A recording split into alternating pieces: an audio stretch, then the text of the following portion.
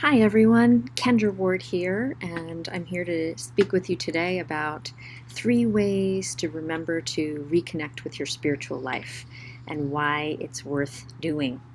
So I was inspired to uh, bring up this subject because I recently returned from a little vacation, traveling with my family to visit family. Across the United States. And something about the process of traveling with children and being with in laws that really ends up being very distracting and really kind of pulls me away from all of the grounding forces that I have present in my everyday life that I've created for myself. So now that I'm back, just trying to retouch in with, re-ground with the things that make me remember, the point of it all, and my life is a spiritual being. So number one is to kind of get your head up in the clouds a little bit and to remember that uh, we are just little ants on this amazing, gigantic planet. And that if we just take a moment to reflect on something a little bigger than ourselves, the perfect way to remember that you are a spiritual being is to reflect on the Earth floating in space in this multiverse.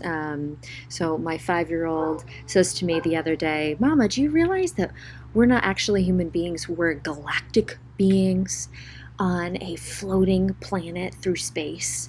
And I was like, yes, that's a good point. So nothing helps me more than just remembering my place and expanding my horizon, expanding my perspective. So that's always really helpful in terms of just reorienting, kind of getting the mindset from being kind of so narrow to just so broad. Looking at those pictures from the Hubble telescope, amazing configurations that just feels like, how, so beautiful. How can that be by chance? So this leads to my second way of connecting, which is just to remember that you are a unique and miraculous being. So the first one was all about expanding your perspective and horizon, and thinking outside of yourself.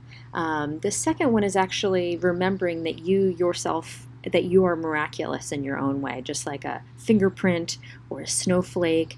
At the moment of your birth, the planets were aligned in such a way that they'll never be aligned that way ever again. So that the energetic imprints of that at the moment of your birth, and just how miraculous that is.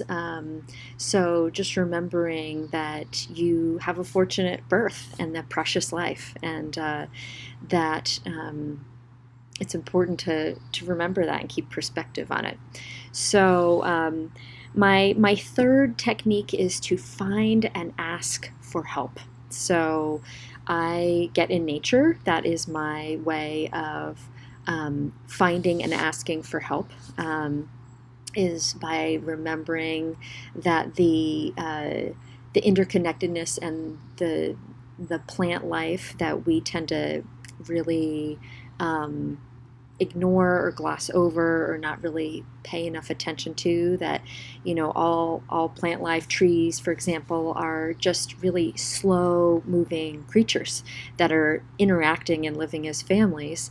And there's amazing and really awe-inspiring research around how they're living together and how they interact with each other. So that helps me. Another way that I find and ask for help is, and this has to do with nature, is using essential oils. So using therapeutic, high-grade essential oils. Especially, I'm very attracted to the tree smells. Right now, I'm using a lot of juniper berry. So that just has this way of activating that dinosaur brain that allows me to feel and connect with just a certain it produces a certain feeling that's very powerful and allows me to feel grounded, centered, and it shifts the shen or the mindset, the mental clarity.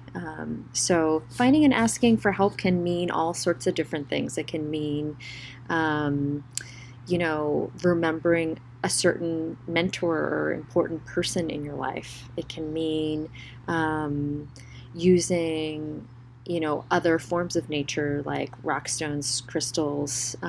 It can mean calling upon your guides and helping spirits. It can mean all sorts of things, but just the basic idea of finding and asking for help, because there is guidance and help all around if we just remember once again to look for it. So I hope that these three ideas help you to reconnect with your essence as a spiritual being in this very busy summertime when we get a little overwhelmed with obligations or social interactions, or other things that maybe we're kind of traveling and out of our usual routine. Always actually, because we're able to be out in nature more, really helps. So I wish you all the best in using these techniques and in whatever way they're helpful to you.